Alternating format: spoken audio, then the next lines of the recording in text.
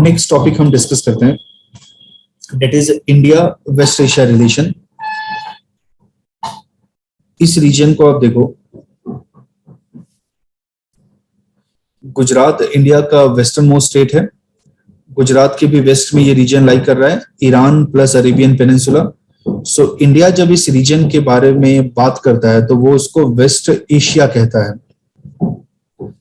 Europe, America जब इस reason के बारे में बात करता है तो वो इसको मिडल ईस्ट कहता है, क्योंकि उनके कंटेक्स्ट में ये ईस्ट में है, इंडिया के रेफरेंस में ये वेस्ट में है। वेस्ट एशिया, मिडल ईस्ट, उसके बाद ये वाला रीजन नॉर्थ अफ्रीका का रीजन, तो इसको कंबाइन वे में इंडिया के कंटेक्स्ट में इसको वाना कहते हैं, वेस्ट एशिया नॉर्थ अफ्रीका। जब यूरोप और अमेरिका इसको कहता है तो इसको मीना कहता है, मिडल ईस्ट नॉर्थ अफ्रीका। वाना और मीना वर्ल्ड का one of the most volatile region है, one of the most disturb region है। मैं आपको गारंटी देता हूं कि आप किसी भी दिन का कोई भी न्यूज़पेपर ओपन करना और उसमें आप देखना कि मिडल ईस्ट का, नॉर्थ अफ्रीका का कोई ना कोई न्यूज वहां पे होगा। कोई नया टेरर ग्रुप आया, किसी ने बॉम्ब ब्लास्ट किया, कहीं पे सिविल वार चल रहा है, कहीं पे प्रोटेस्ट चल रहा है, कुछ ना कुछ वहां पे न्यूज होगा। वर्ल्ड के कुछ वोलेटाइल रीजन है, वर्ल्ड के कुछ इनस्टेबल डिस्टर्ब रीजन है।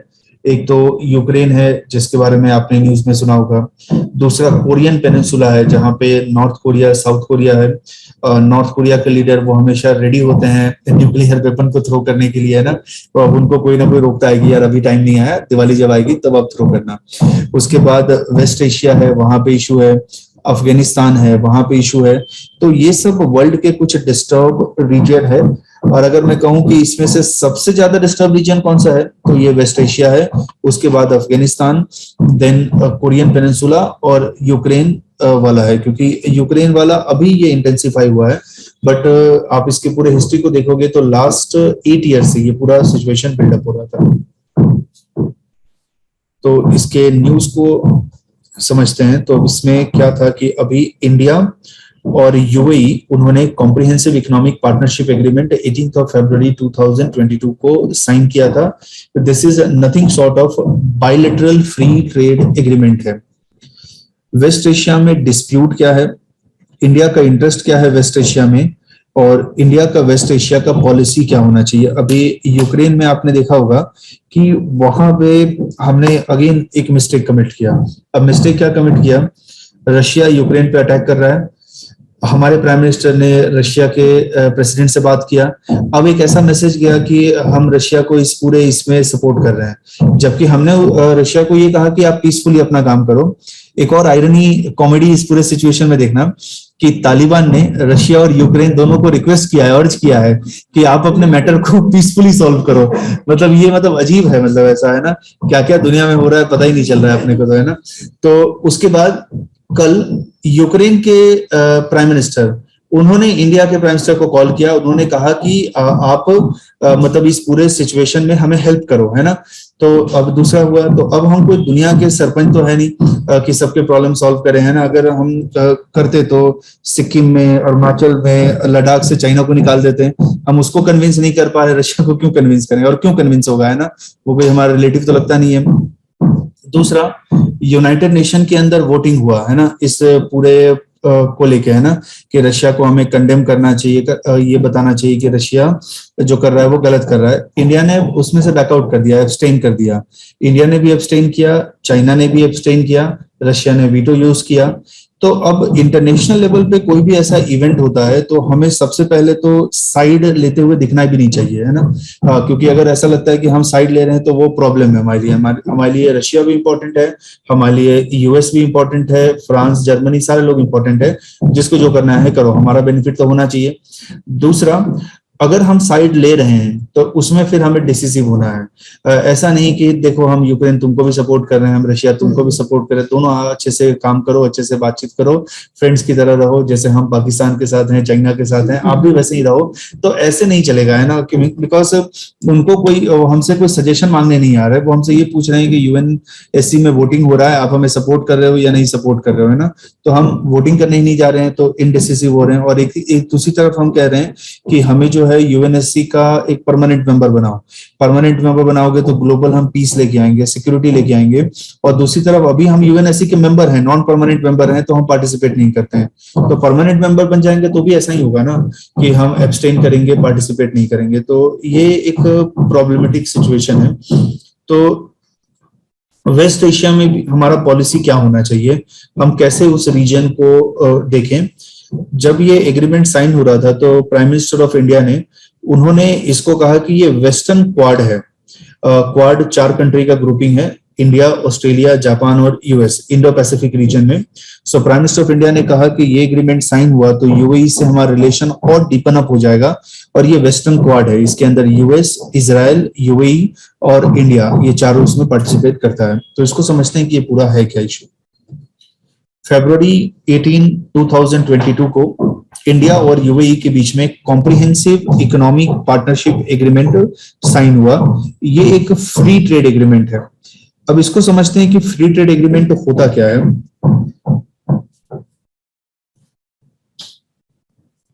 पूरा वर्ल्ड है, पूरे वर्ल्ड में ट्रेड अच्छे तरीके से हो, ट्रेड कॉम्पिटिटिव वे में हो, ट्रेड से किसी को नुकसान ना हो, ये सारा वर्क काम करता है वर्ल्ड ट्रेड ऑर्गेनाइजेशन। ओके, अब इसको आप ऐसे समझो, एक जॉइंट फैमिली रह रही है, उसमें ग्रैंडफादर, ग्रैंडमदर रह रहे हैं, उनके 6-7 सन और डॉटर साथ में रह रहे हैं। देन उनका सन है तो उनकी डॉटर इन लॉ है, उनकी डॉटर है तो उनका सन इन लॉ है, फिर उनके बच्चे वहां पे आ गए। तो ऐसे करके 30-40 लोग, सब लोग एक साथ रह रहे हैं जॉइंट फैमिली में। अब क्या हुआ कि रोज वहां पे फ्रिक्शन हो रहा है, किसी को खाना कम मिला उसके लिए झगड़ा हो रहा है, किसी के बच्चे ने किसी को मार दिया उसके लिए झगड़ा हो रहा है ना। किसी के साथ कोई बात नहीं कर रहा है, कोई ज्यादा सो रहा है, कोई कम सो रहा है, तो कोई ज्यादा काम कर रहा है, तो ऐसे करके कंफ्लिक्ट हो रहा है ना। अब वो ग्रैंडफादर, ग्रैंडमदर, वो तो फैमिली के हेड हैं, सपोज वो 50-60 इयर्स के हैं, तो वो लोगों को डांट के समझा के ये मना लेते हैं कि ऐसा मत करो यार, ये क्या है, आपस में रहना है, सब लोग भाई बहन है, रिश्तेदार हैं, फिर आप ऐसा क्यों कर रहे हो। लेकिन जब वो 60-70 के हो जाते हैं, 70-80 के हो जाते हैं, तो अब तो उनका कंट्रोल नहीं होगा इनके ऊपर, बच्चे भी उनके बड़े हो गए हैं ना। तो अब धीरे धीरे लोग उस घर से निकलने लगते हैं। अब सपोज करो कि बड़ा बेटा जो है वो दूसरी जगह पे जाकर रहने लगेगा, वो अपनी फैमिली के साथ, दूसरा फिर निकल गया, और ऐसे करके वो घर लास्ट में क्या होगा कि ग्रैंडफादर, ग्रैंडमदर ही उस रूम में रह जाएंगे उस घर में, और बाकी लोग तो दूसरी जगह चले गए। अब ये क्यों होता है, क्योंकि जो फैमिली का हेड है उनका कंट्रोल कम हो गया फैमिली के ऊपर, अब उनकी बातों को कोई नहीं मानते हैं। एक और मैं एग्जांपल आपको बताता हूँ। जब आप छोटे होते हैं तो आपके पेरेंट्स जो भी कहें आपको मानना है, आप चाहो या ना चाहो आपको मानना ही पड़ेगा, है ना, क्योंकि उनसे आपको मनी मिल रहा है, उनसे आपको रिसोर्सेज नहीं मिल रहा है। नहीं मारोगे तो मार के घर से निकाल देंगे, नहीं मानोगे तो आपको पैसे नहीं देंगे, आप क्या करोगे, है ना। लेकिन जैसे ही आप देखो 18-20 ईयर के हो जाते हो, आप ऑन करने लगते हो, तब डिफरेंस ऑफ ओपिनियन आता है। लेकिन हम छोटे रहते हैं तो क्यों नहीं डिफरेंस ऑफ ओपिनियन आता है कि उन्होंने एक व्हाइट कलर का शर्ट लिया, आपको रेड कलर का शर्ट चाहिए, आपको कोई भी कलर का चाहिए, उनको जो ठीक लगेगा, उनके बजट में जो फिट बैठेगा वही आपको देंगे, है ना।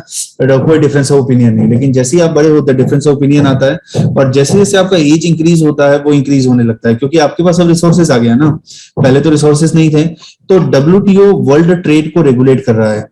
धीरे धीरे डब्ल्यूटीओ के ऊपर एलिगेशन लगने लगा कि ये तो वेस्टर्न कंट्री के इन्फ्लुएंस में है, यूएस के इन्फ्लुएंस में है, यूरोप के इन्फ्लुएंस में, तो हमें तो नुकसान पहुंचाता है। तो फिर इंडिया ने, चाइना ने, ब्राजील ने, साउथ अफ्रीका ने, इन्होंने डब्ल्यूटीओ को कहा कि आप रिफॉर्म करो, और रिफॉर्म करने के बाद हमें भी डिसीजन मेकिंग पावर में लेके आओ। तो उन्होंने कहा कि नहीं नहीं, ये सब नहीं चलेगा, ये हम ही इसको कंट्रोल करेंगे। तो फिर हमने कहा ठीक है, कोई बात नहीं, हम इसमें से मूव कर जाते हैं और अपना अलग फ्री ट्रेड एग्रीमेंट बनाते हैं। तो रिसेंट टाइम में 2-3 फ्री ट्रेड एग्रीमेंट का मैं एग्जांपल दूं आपको। एक है RCEP, regional comprehensive economic partnership, ASEAN plus 6 country. दूसरा India UK free trade agreement, उसका निगोशिएशन फाइनल स्टेज पे है। थर्ड है India UAE free trade agreement, जो अभी कंक्लूड हुआ। तो इंडिया इसमें से बाहर निकल गया और उसने कहा कि हम अब दूसरे कंट्री के साथ फ्री ट्रेड एग्रीमेंट करेंगे। अब ये फ्री ट्रेड एग्रीमेंट होता क्या है, से इंडिया से कोई प्रोडक्ट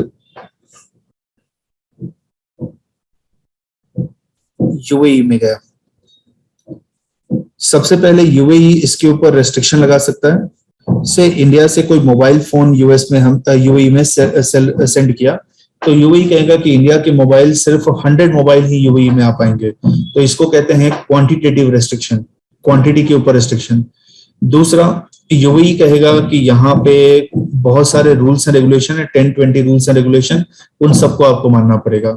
या फिर इसके ऊपर हम ड्यूटीज लगा देंगे, ड्यूटीज मतलब टैक्स लगा देंगे इसके ऊपर, तो कोई भी रेस्ट्रिक्शन इंपोज कर सकता है। अब इमेजिन करो, इंडिया से मोबाइल फोन हमने यूएई में सेंड किया और मोबाइल फोन है $100 का, यूएई ने उसके ऊपर $30 का टैक्स लगा दिया, तो $130 का हो गया ना, कोई परचेज तो करेगा नहीं। सेम यूएई से कोई प्रोडक्ट इंडिया में आ रहा है, हमने उसके ऊपर रेस्ट्रिक्शन लगा दिया, क्वांटिटी का रेस्ट्रिक्शन लगा दिया, रूल्स एंड रेगुलेशन ज्यादा लगा दिया, टैक्स लगा दिया, तो अब इंडिया यूएई दोनों नेगोशिएट करेंगे कि यार हम दोनों तो भाई भाई हैं, अच्छे फ्रेंड है, एक दूसरे को तो जानते ही हैं, एक काम करो ना, ये सब रेस्ट्रिक्शन हटा दो, क्या जरूरत है रेस्ट्रिक्शन का, है ना। तो कहेंगे ठीक है, जो रेस्ट्रिक्शन हटाते हैं, तो दोनों एक दूसरे के ऊपर से रेस्ट्रिक्शन हटा देंगे और उसको हम कहते हैं फ्री ट्रेड एग्रीमेंट कहते हैं, दोनों जब एक दूसरे के ऊपर से रेस्ट्रिक्शन हटा देंगे तो।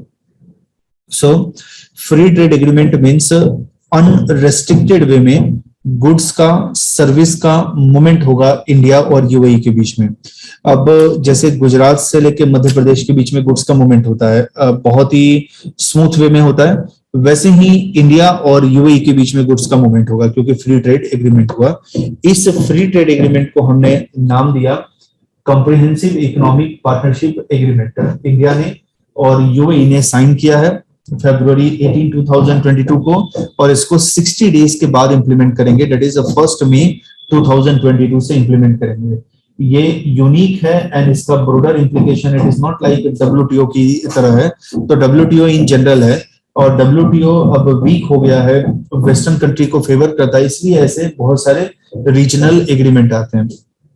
अब इसके अंदर आप देखो कि 2 कंट्री इन्वॉल्व है, तो इसको कहते हैं bilateral free trade agreement. By का मतलब 2 होता है। डब्ल्यूटीओ में वर्ल्ड के 150 से भी ज्यादा कंट्रीज हैं, तो उसको कहते हैं मल्टीलेटरल ट्रेड एग्रीमेंट, क्योंकि बहुत सारे कंट्रीज हैं। SAARC country association of South Asian association for regional cooperation, तो उसमें 8 कंट्री है, इंडिया, पाकिस्तान, नेपाल, भूटान, मालदीव, श्रीलंका, बांग्लादेश। उनके बीच में जो फ्री ट्रेड एग्रीमेंट है उसको साफ्ता कहते हैं। तो south Asian free trade agreement वो रीजनल फ्री ट्रेड एग्रीमेंट है। तो बायलेटरल होता है, रीजनल होता है, ग्लोबल जिसको मल्टीलेटरल कहते हैं, फ्री ट्रेड एग्रीमेंट होता है। India UAE CEPA bilateral trade agreement है, 90% ऑफ इंडिया के एक्सपोर्ट को कवर करेगा। ये गुड्स के लिए भी है और ये सर्विस के लिए है, दोनों के लिए। गुड्स में क्या क्या कवर होगा? Leather, process, agriculture, dairy products, handicraft, gems and jewellery, furniture, pharmaceuticals, food and beverages, engineering products, इन सबको हम कवर करेंगे। इंडियन ऑफिशियल का एस्टिमेट है कि नियर फ्यूचर में सर्विस सेक्टर एक्सपोर्ट, जैसे कोई इंडियन टीचर जाके यूएई में पढ़ा रहा है या कोई इंडियन टूरिस्ट गाइड है, तो ये $15 बिलियन नेक्स्ट 5 ईयर में इंक्रीज होगा बाय 2027। इसके अंदर 2 इंपॉर्टेंट प्रोविजन हम लेके आए, एक एंटी डंपिंग प्रोविजन है और दूसरा रूल्स ऑफ ओरिजिन है। अब ये दोनों क्या होता है? 2017 में श्रीलंका की कंपनी ने ब्रिटेन के साथ एक एग्रीमेंट किया कि ब्रिटेन में जो भी पुराने मैट्रेसेस हैं, ब्रिटेन श्रीलंका की कंपनी को देगा, श्रीलंका उस मैट्रेसेस में से फोम निकालेगा, उसमें से स्प्रिंग निकालेगा, उसको रीयूज करेगा, उसको रिसाइकल करेगा। अब ब्रिटेन ऐसे कंटेनर भेजने लगे और 2000-3000 से भी ज्यादा कंटेनर वो भेजने लगे। जब उस कंटेनर में क्या होता था? हॉस्पिटल का वेस्ट होता था, देन डेड बॉडी के पार्ट्स होते थे, ऐसे ऐसे बहुत सारे वेस्ट होते थे ना। तो श्रीलंका के कस्टम डिपार्टमेंट ने इसको डिस्कवर किया और उन्होंने कहा कि ये तो हमारे एग्रीमेंट में था नहीं, हमें तो मैट्रेसेस ही चाहिए थे ना, आपने ये सब क्यों भेजा हमें? तो श्रीलंका गवर्नमेंट इस शिप को रिटर्न करने लगी, टैंकर को रिटर्न करने लगी कि आप अपने एग्रीमेंट का वायलेशन करते हो। इस प्रोसेस को हम कहते हैं डंपिंग। डंपिंग मतलब ब्रिटेन का जो भी वेस्ट था, ब्रिटेन ने सोचा श्रीलंका एक गरीब कंट्री है, उसमें जाकर डंप कर देते हैं, श्रीलंका को जो करना पड़ेगा, चलो डेड बॉडी है, यहाँ पे दूसरे हॉस्पिटल के वेस्ट है, उसमें से मैट्रेस निकालेंगे, उनको जो करना होगा करेंगे, है ना। हम अपने वहां वेस्ट को क्यों ट्रीट करें, इससे तो हमें नुकसान होगा। तो डंपिंग मतलब सब स्टैंडर्ड प्रोडक्ट, खराब प्रोडक्ट, से चीप प्रोडक्ट वो किसी कंट्री में हम जाके डाल देते हैं। जैसे जो मैंने आगे आपको बताया था PL 480 राइस व्हीट का जो वैरायटी था, वो मेरे डैड कहते थे कि ये बहुत खराब टाइप का ये व्हीट था।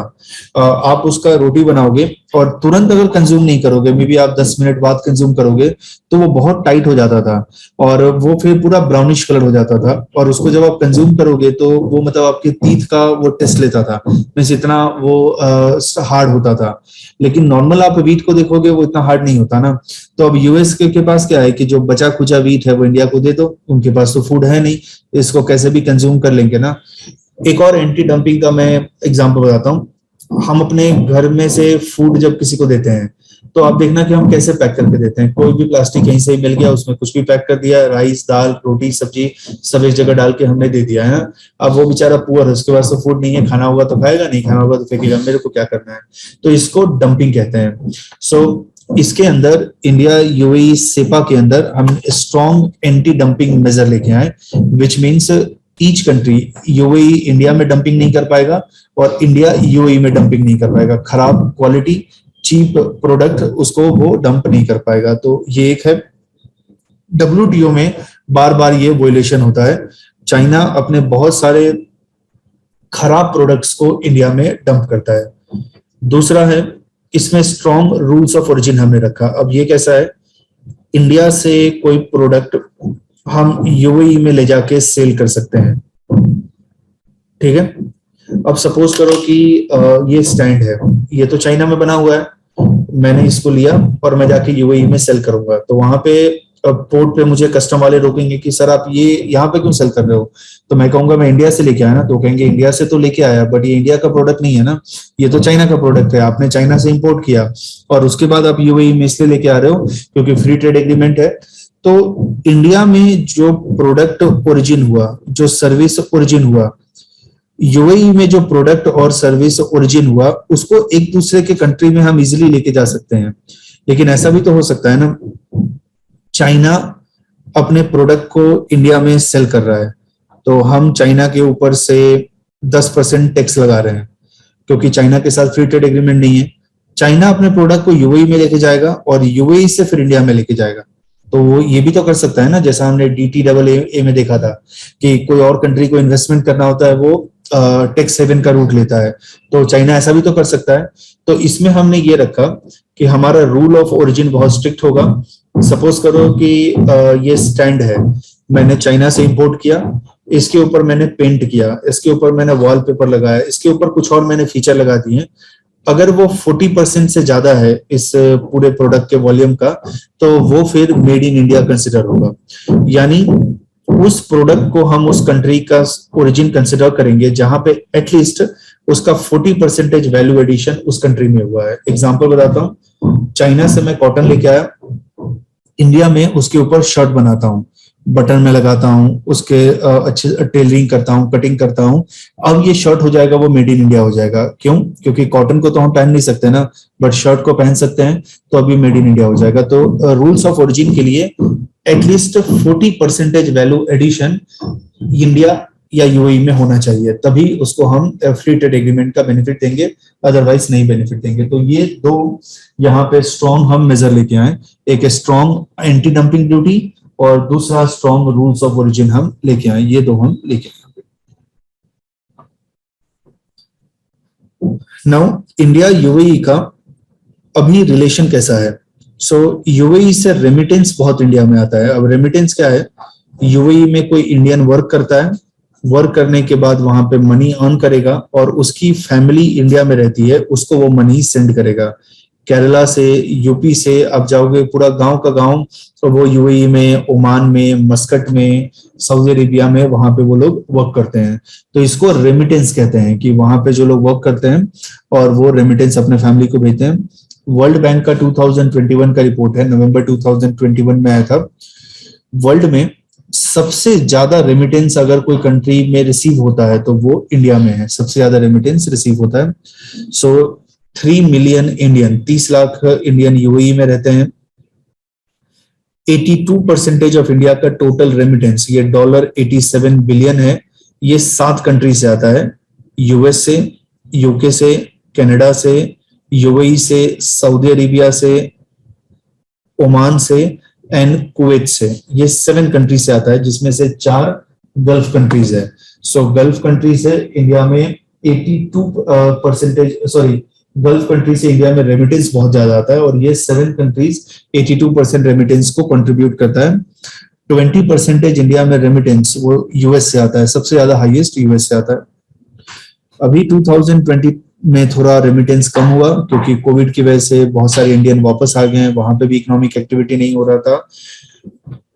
$60 बिलियन का हमारा बायलैटरल ट्रेड है इंडिया और यूएई के बीच में। जितना हम ट्रेडिंग करते हैं उससे ज्यादा रेमिटेंस होता है। जितने हमारे वर्कर्स वहां पे वर्क करते हैं, जितना वो पैसे भेजते हैं, वो हमारे ट्रेड से ज्यादा है, तो ये एक फायदा है। दूसरा, फ्री ट्रेड एग्रीमेंट से इंडिया अब ज्यादा इन्वेस्टमेंट करेगा यूएई में। जब हम यूएई में ज्यादा इन्वेस्ट करेंगे तो वहां पे इंप्लॉयमेंट जनरेट होगा, और वो ज्यादा इंडियंस को इंप्लॉय करेंगे, ये पॉसिबिलिटी है। तो उससे भी रेमिटेंस फ्यूचर में इंक्रीज होगा। प्राइम मिनिस्टर नरेंद्र मोदी ने उन्होंने कहा कि ये वेस्टर्न क्वाड है, इजराइल, इंडिया, यूएई और यूनाइटेड स्टेट ऑफ अमेरिका, ये 4 कंट्री है। लास्ट अक्टूबर में इसको हमने कन्वेन किया था, अक्टूबर 2021 में। अब इसमें क्या क्या डेवलपमेंट हुए, इजराइल और अरब कंट्रीज, उनके बीच में बहुत डिस्प्यूट है, बट अभी 2 वहां पे ब्रेक थ्रू हुआ। एक ब्रेक थ्रू हुआ कि इजराइल और यूएई के रिलेशन बहुत स्मूथ होने लगे, और इजराइल के प्राइम मिनिस्टर अभी नफ्ताली बेनेट है, इन्होंने बहरीन में विजिट किया था। बहरीन अगेन वो अरब कंट्री है, वहां पे विजिट किया था। तो diplomatic breakthrough between Israel and other Arab country, particularly UAE. UAE का पोस्ट पैंडेमिक रिकवरी प्लान है, जहां पे यूएई के ईस्टर्न साइड पे फोकस कर रहे हैं, जहां पे मेडिटेरियन सी, टर्की कंट्री है, और यूएई के वेस्टर्न साइड पे फोकस कर रहे हैं, जहां मेडिटेरियन सी एंड टर्की है, और यूएई के ईस्टर्न साइड पे फोकस कर रहे हैं, जहां पे इंडिया है, साउथ एशिया है। तो इंडिया वहां पे फिट बैठता है। यूएस एंड यूएई इंडिया का बिगेस्ट ट्रेडिंग पार्टनर है। इजराइल इंडिया का टॉप टेक्नोलॉजी सपोर्ट प्रोवाइडर है। All 4 countries are connected with each other. Security उनका कंसर्न है रीजन में। अल-कायदा, इस्लामिक स्टेट ऐसे टेरर ग्रुप वहां पे राइज कर रहे हैं, और ट्रेड उनका कंसर्न है। तो इकोनॉमी एंड सिक्योरिटी उनका कंसर्न है। So this is India UAE free trade agreement. इससे फायदा क्या होगा? तो एक है कि यूएई से प्रोडक्ट्स इंडियन मार्केट में एंटर हो पाएंगे। तो यूएई के पास 2 ही प्रोडक्ट है, एक तो उसके पास क्रूड ऑयल है, और नहीं तो खजूर है, डेट है। तो यूएस का डेट आ पाएगा। और वैसे भी फ्री ट्रेड एग्रीमेंट नहीं भी होता तो भी हम पेट्रोल बाई कर रहे थे, होगा तो भी बाई कर रहे हैं। Most of the Indian export को ज्यादा फायदा होगा, क्योंकि जीरो टैरिफ की वजह से हम अपने प्रोडक्ट्स को वहां पे सेल कर पाएंगे। इंडियन प्रोडक्ट्स का विजिबिलिटी इंक्रीज होगा, स्पेसिफिकली ज्वेलरी और जेम्स, इसका वहां पे विजिबिलिटी इंक्रीज होगा। सेपा दूसरे फ्री ट्रेड एग्रीमेंट से डिफरेंट कैसे है? अभी ऑस्ट्रेलिया के साथ भी हम फ्री ट्रेड एग्रीमेंट पे निगोशिएशन कर रहे हैं, यूके के साथ भी कर रहे हैं। तो वो सब अर्ली हार्वेस्ट एग्रीमेंट है या इंटरिम अरेंजमेंट है, अभी वो फाइनलाइज नहीं हुआ, और वो सिर्फ गुड्स के लिए है। गुड्स मतलब जो विजिबल कंपोनेंट है। लेकिन इंडिया यूएई सेपा वो कॉम्प्रिहेंसिव नेचर है, और ये गुड्स के लिए भी है और सर्विस के लिए भी है। तो goods means visible component, service के लिए इनविजिबल कंपोनेंट। ये दोनों के लिए, विजिबल इनविजिबल दोनों के लिए है। तो ये डिफरेंस है India Australia, India UK free trade agreement and India UAE CEPA के बीच में डिफरेंस है। एग्रीमेंट मई 1 से हम इंप्लीमेंट करेंगे। 60 डे का हमें टाइम चाहिए और सारे नेसेसरी अरेंजमेंट करने के लिए। ये हमने देखा इंडिया यूएई के बीच में फ्री ट्रेड एग्रीमेंट हुआ। अब हम समझते हैं कि मिडल ईस्ट में प्रॉब्लम क्या चल रहा है, और मिडल ईस्ट के बारे में हम समझते हैं इंडिया का ओवरऑल इंटरेस्ट क्या है मिडल ईस्ट में, और मिडल ईस्ट में क्या क्या प्रॉब्लम एरिया है इसको।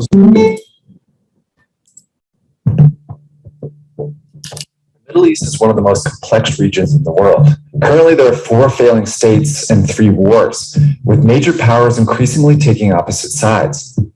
Countless armed militias and terrorist groups are spreading violence across borders. The region has seen conflict after conflict going back well into the 20th century. But among all the uprisings, civil wars, and insurgencies, two countries always seem to be involved: Saudi Arabia and Iran. They're bitter rivals, and their feud is the key to understanding conflicts in the Middle East. The Saudis and Iranians have never actually declared war on each other. Instead, they fight indirectly by supporting opposing sides in other countries and inciting conflicts. This is known as proxy warfare, and it's had a devastating effect on the region. Countries, especially poor ones, can't function if there are larger countries pulling strings within their borders. Both the Saudis and the Iranians see these civil wars as both tremendous threats and also potentially enormous opportunities. The Saudi-Iranian rivalry has become a fight over influence, and the whole region is a battlefield. It's why the rivalry is being called the Cold War.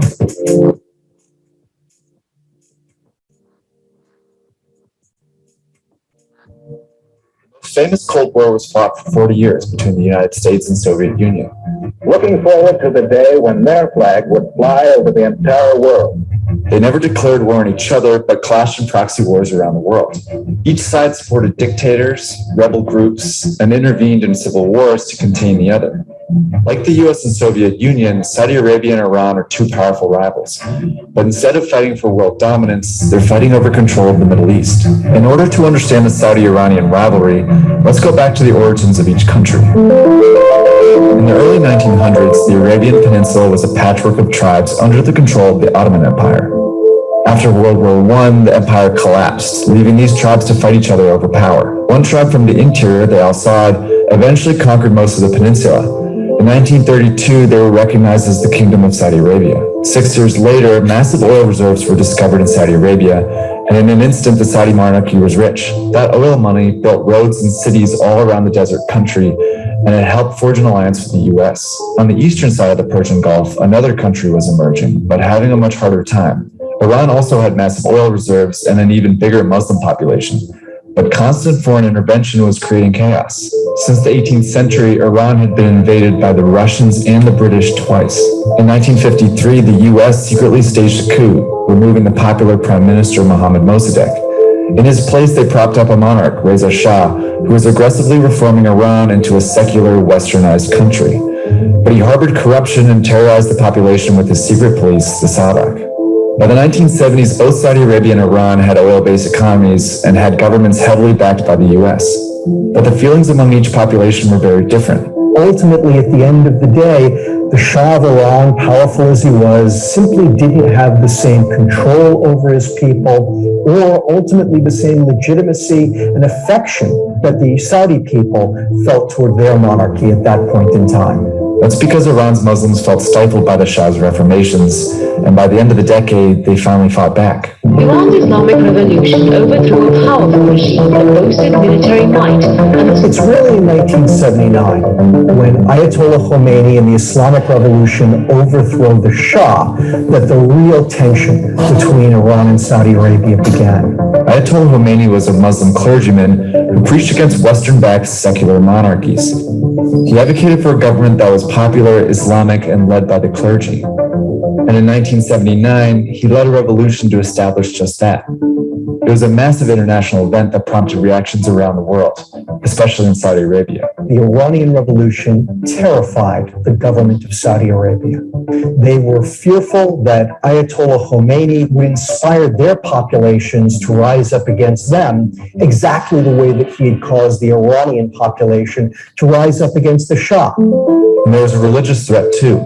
Up until now, the Saudis had claimed to be the leaders of the Muslim world, largely because Islam's two holiest sites, Mecca and Medina, are in Saudi Arabia. But Khomeini claimed his popular revolution made Iran the legitimate Muslim state. And there is another divide. Saudi Arabia's population is mostly Sunni, the majority sect of Islam, while Khomeini and Iran are mostly Shia. Westerners always make a mistake in drawing an analogy between the Sunni-Shia split and the Protestant-Catholic split within Christianity. The Sunni-Shia split was never as violent. That in much of the Islamic world, when Sunnis and Shia were living in close proximity, they got along famously well.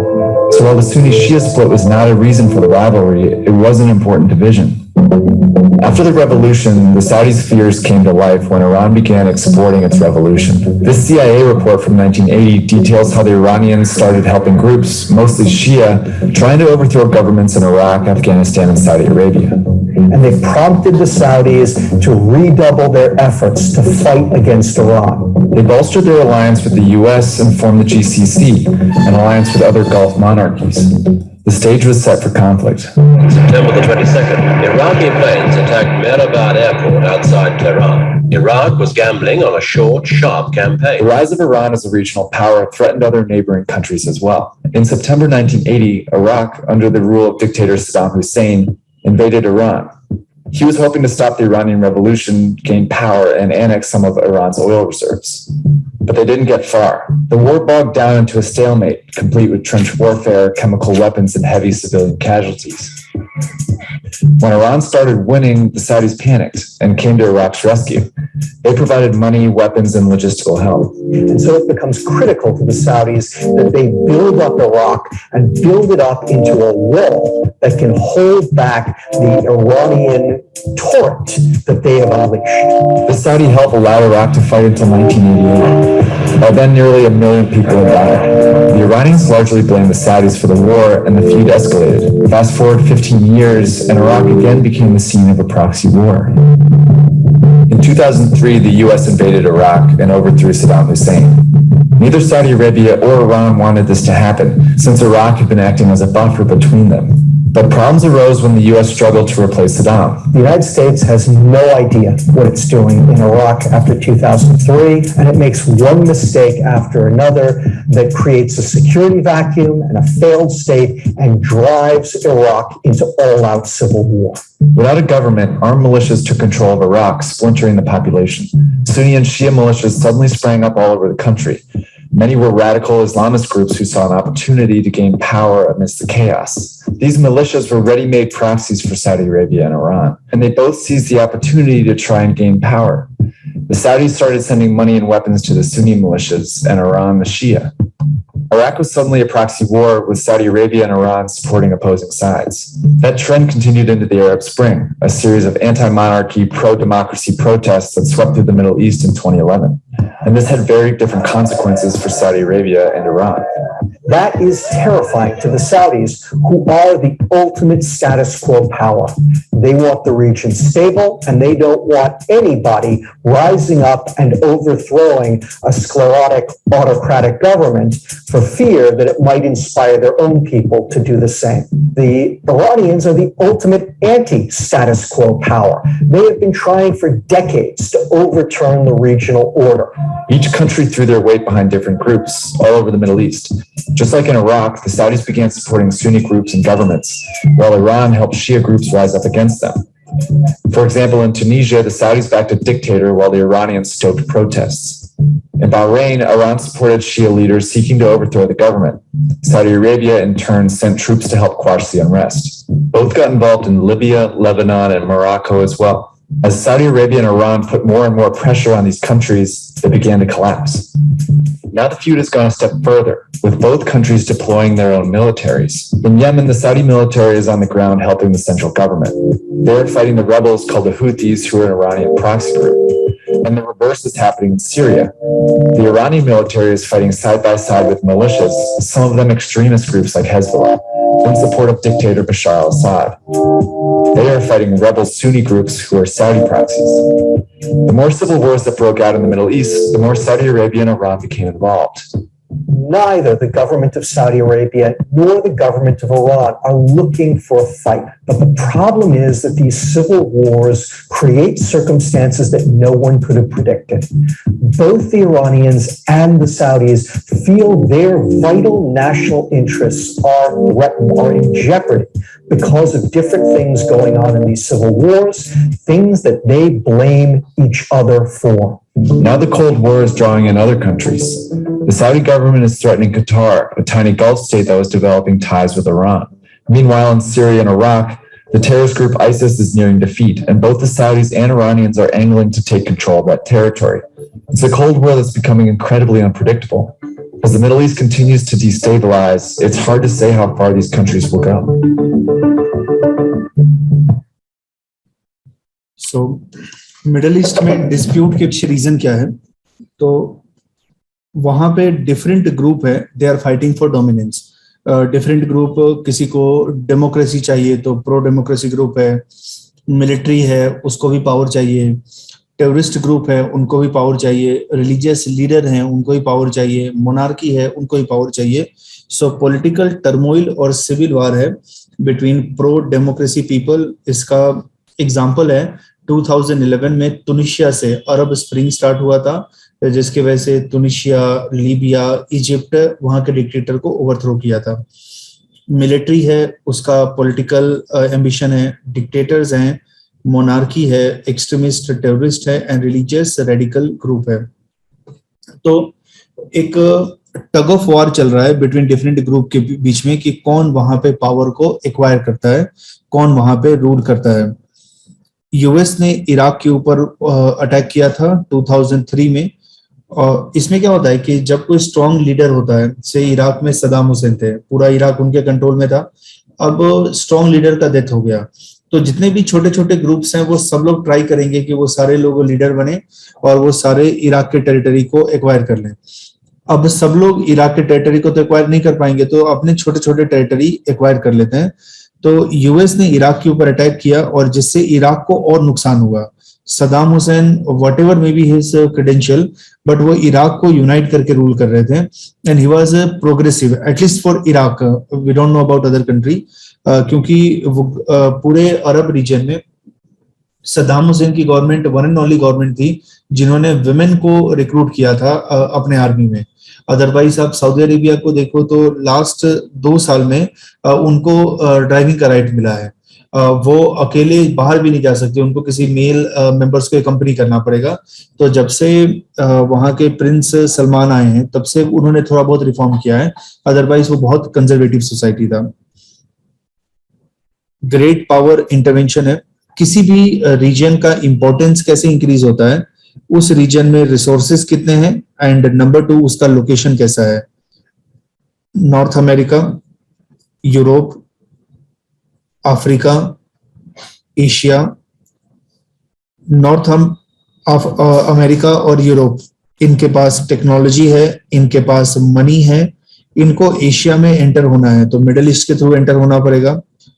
Africa में minerals है, उस minerals को हम utilise करेंगे तभी Asia के लिए products हम क्रिएट कर पाएंगे। तो एशिया का पॉपुलेशन बहुत ज्यादा है। अगर मैं आपको एक फैक्ट दूं, वर्ल्ड के टॉप 10 पॉपुलस कंट्री को देखो, इंडिया, चाइना, पाकिस्तान, इंडोनेशिया, ऐसे वर्ल्ड के टॉप 10 पॉपुलस कंट्री है, तो 10 में से शायद 5 वो एशिया में ही लाई कर रहा है वर्ल्ड के पॉपुलस कंट्री। तो यहाँ पे पॉपुलेशन ज्यादा है तो वो मार्केट है, और मिडिल ईस्ट बीच के रूप में आता है।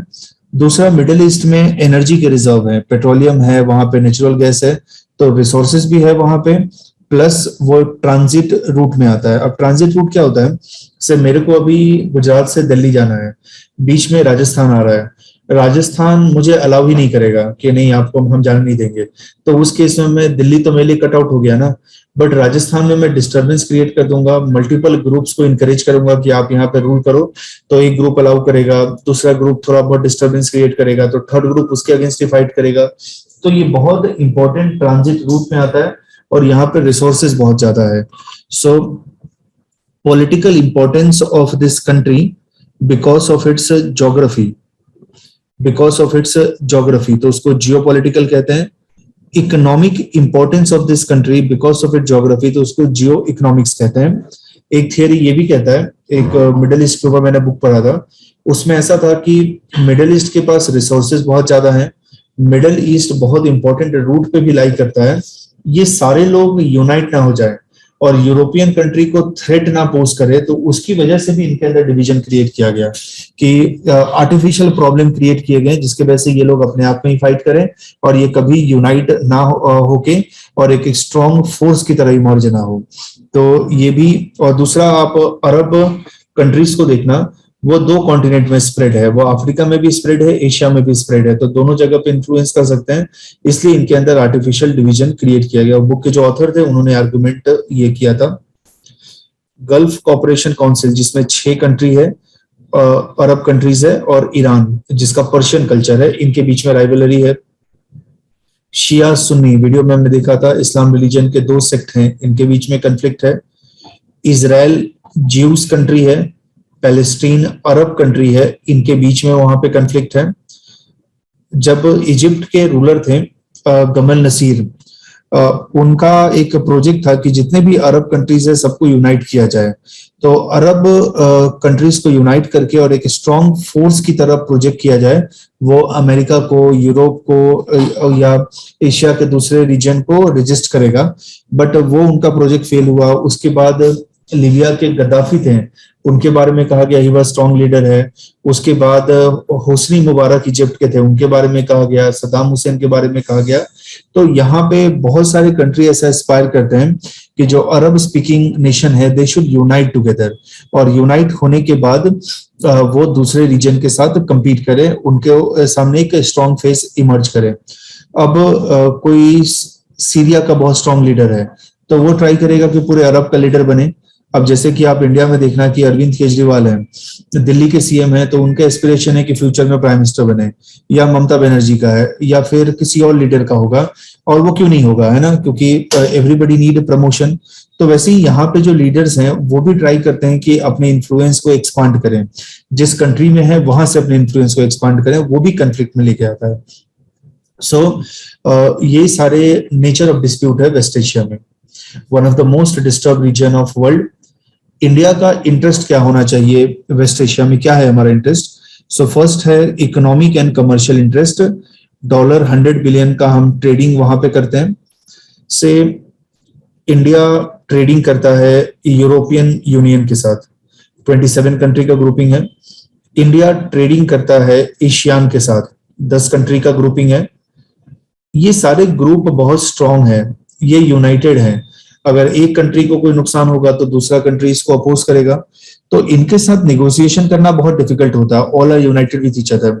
एग्जांपल, आप सारे लोग यूनाइटेड हो and then I want to negotiate, then you are strong, है ना, आप स्ट्रांग पोजीशन पे हो, बट आप सबके अंदर कुछ ना कुछ डिस्प्यूट है। फॉर एग्जांपल रिलीजन को लेके, कास्ट को लेके, रीजन को लेके, कम्युनिटी को लेके, स्किन के कलर को लेके, जेंडर को लेके, आप सबके अंदर कुछ ना कुछ डिस्प्यूट है। अब आपको डिवाइड करना बहुत इजी है ना, और आपको अगर मैं डिवाइड कर दूंगा तो मेरे लिए तो बेनिफिट है। तो यहाँ पे गल्फ कोऑपरेशन काउंसिल एक वीक ऑर्गेनाइजेशन है, यूनाइटेड ऑर्गेनाइजेशन नहीं है, तो उसके साथ नेगोशिएशन करना बहुत इजी होता है compare to ASEAN European Union के साथ, क्योंकि वो बहुत कम डिप्लोमेटिक डिमांड हमारे सामने प्रेजेंट करते हैं। 8 मिलियन इंडियन वेस्ट एशिया में रह रहे हैं, वहां पे अगर कुछ भी प्रॉब्लम होगा तो इंडियंस को प्रॉब्लम होगा, और वहां से वो every year approximate 40 billion remittance India में सेंड करते हैं। गल्फ कोऑपरेशन काउंसिल, उसका बहुत इन्वेस्टमेंट पोटेंशियल भी हाई है इंडिया में मनी इन्वेस्ट करने का। 40% ऑफ इंडिया का क्रूड ऑयल जीसीसी कंट्री से आता है, इसमें आप ईरान को ऐड कर दोगे तो और ज्यादा इंक्रीज हो जाएगा, ऑलमोस्ट 60% हो जाएगा। इंडियन गुड्स एंड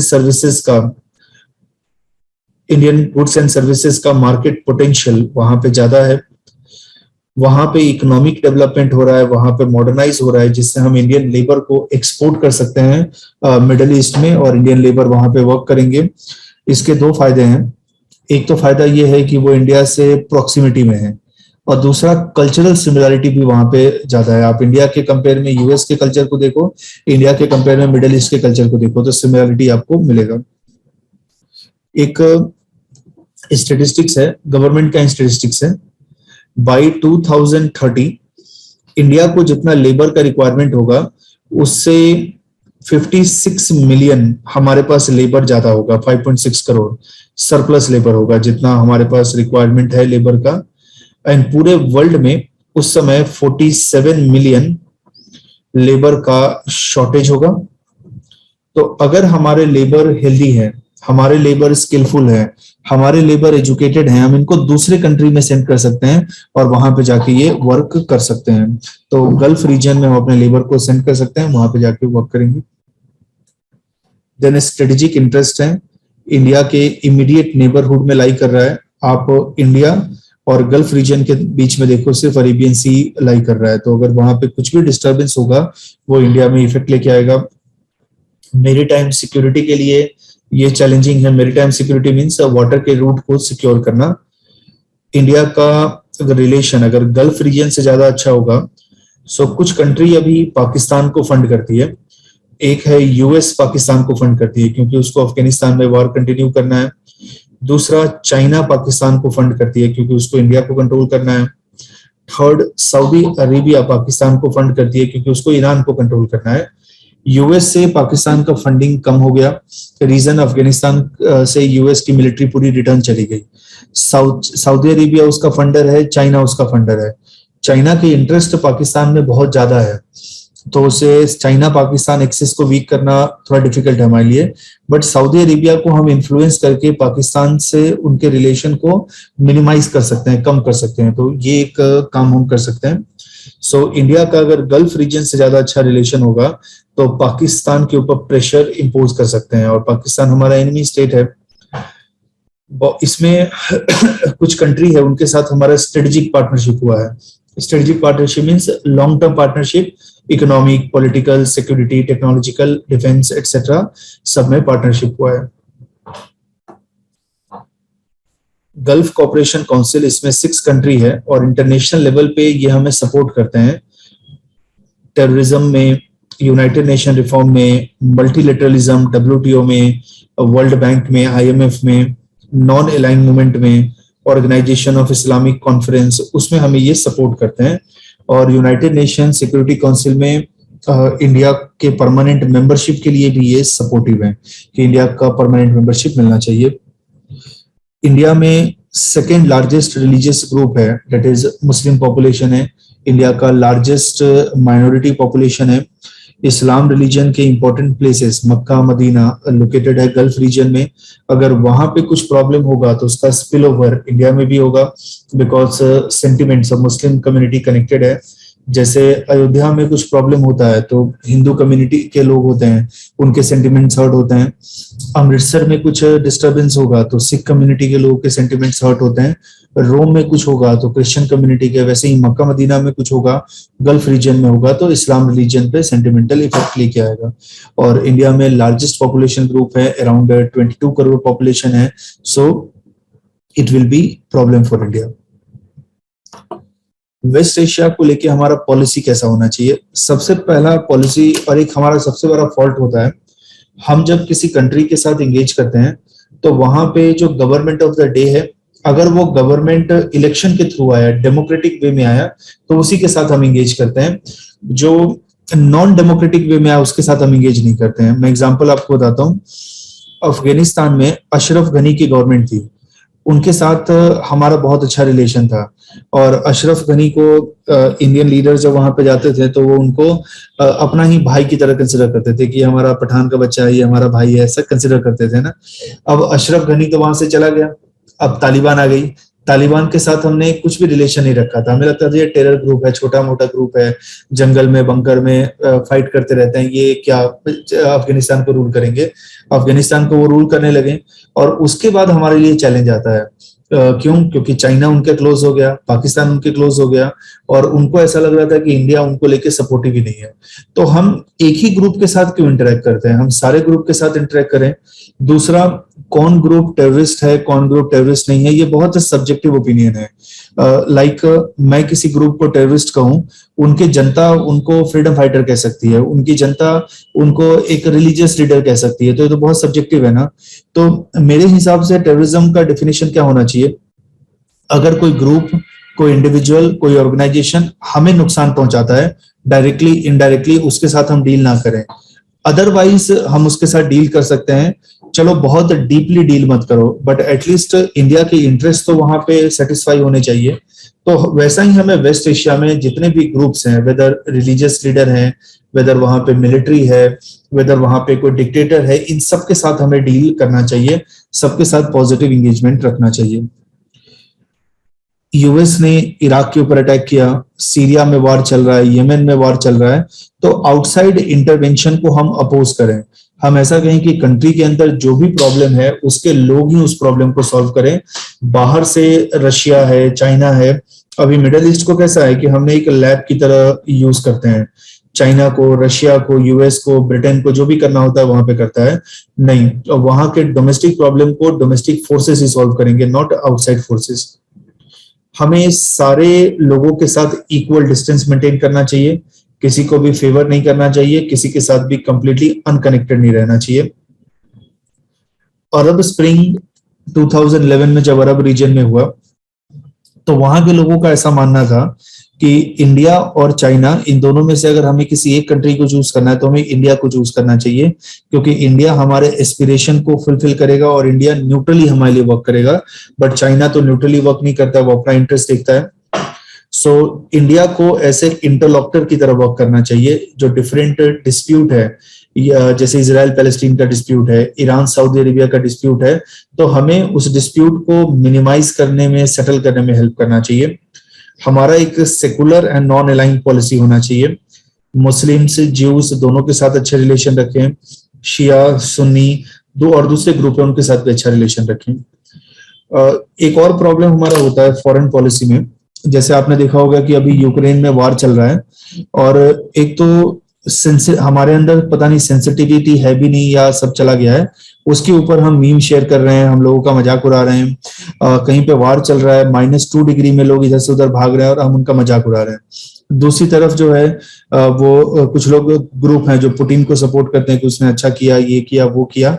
एक तो हमारा कुछ लेना देना नहीं है, दूसरा ये है कि हमारे 20,000 स्टूडेंट्स वहां पे फंसे हुए हैं और फिर हम क्यों पॉलिटिकल रिटोरिक में आते हैं। हमारा फायदा निकलना चाहिए, सिंपल। दूसरे कंट्री के प्रॉब्लम को अगर हम ठीक नहीं कर पाएंगे तो हम अपने आप को ज्यादा इन्वॉल्व क्यों करते हैं बिना मतलब का, है ना। और ये शो करता है कि हमें कुछ ना कुछ फ्री टाइम चाहिए। तो अभी पंजाब में, गोवा में, मणिपुर, उत्तराखंड, यूपी में इलेक्शन हो रहा है, उसमें बिजी हैं। फिर थोड़े दिन यूक्रेन में हम टाइम पास करेंगे, फिर आईपीएल चालू हो जाएगा, 2 महीने तक वो चलेगा। फिर उसके बाद second wave of election Himachal में, गुजरात में इलेक्शन आएगा, फिर हम बिजी हो जाएंगे। तो हमें कुछ ना कुछ डिस्ट्रैक्शन चाहिए और हम बिना मतलब के अपने आप को ओवर एंगेज करते हैं। तो हमारा इकोनॉमिक कैलकुलेशन होना चाहिए, पॉलिटिकल रिटोरिक नहीं होना चाहिए कि इसको हम सबक सिखा देंगे, इसको हम देख लेंगे, इसको ये करेंगे, वो करेंगे, है ना। कंट्री ऐसे थोड़ी वर्क करती है ना।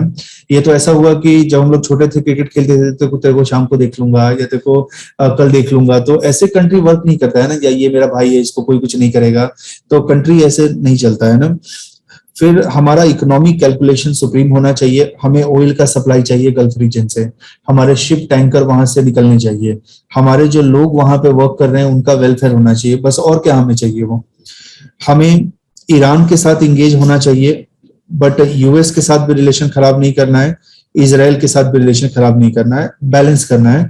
अभी यूक्रेन के केस में रशिया के साथ अभी हमारे रिलेशन डाउटफुल है, क्योंकि रशिया और चाइना का एक्सिस डेवलप हो रहा है। और अगर आपने न्यूज पे नोटिस किया होगा, जिस दिन रशिया ने यूक्रेन को अटैक किया उस दिन पाकिस्तान के प्राइम मिनिस्टर इमरान खान और वो वहां पे थे, रशिया के विजिट पे गए थे, मॉस्को में थे।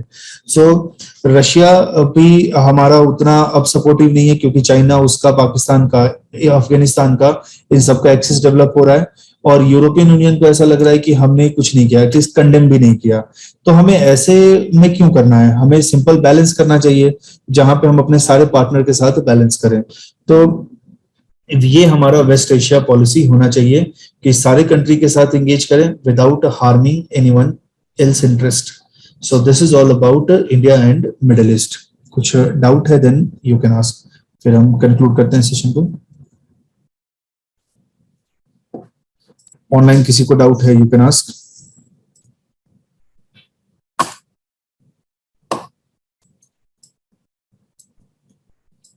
ठीक है, तो हम कंक्लूड करते हैं सेशन को। नेक्स्ट वीक से करंट अफेयर्स के हम 2 लेक्चर रखेंगे, one Saturday and other Sunday, क्योंकि प्रीलिम्स और मेंस दोनों के क्वेश्चन डिस्कस कर लेंगे। तो one day we will discuss prelims question, prelims topics plus MCQ question, और दूसरे दिन mains topic plus answer writing. 2 दिन हम अब करेंगे नेक्स्ट वीक से। तो उसका शेड्यूल है, डिटेल शेड्यूल ग्रुप में अपलोड कर दूंगा, देन अकॉर्डिंगली हम कंडक्ट करेंगे। सर यस सर, इस बार वीकली कंपाइलेशन आया नहीं है। हाँ, वीकली कंपाइलेशन कल रिलीज कर देंगे, 3 वीक का कंबाइन करके कल रिलीज कर देंगे। Okay, thank you sir. Okay, तो हम कंक्लूड करते हैं सेशन को। Thank you and good day everyone.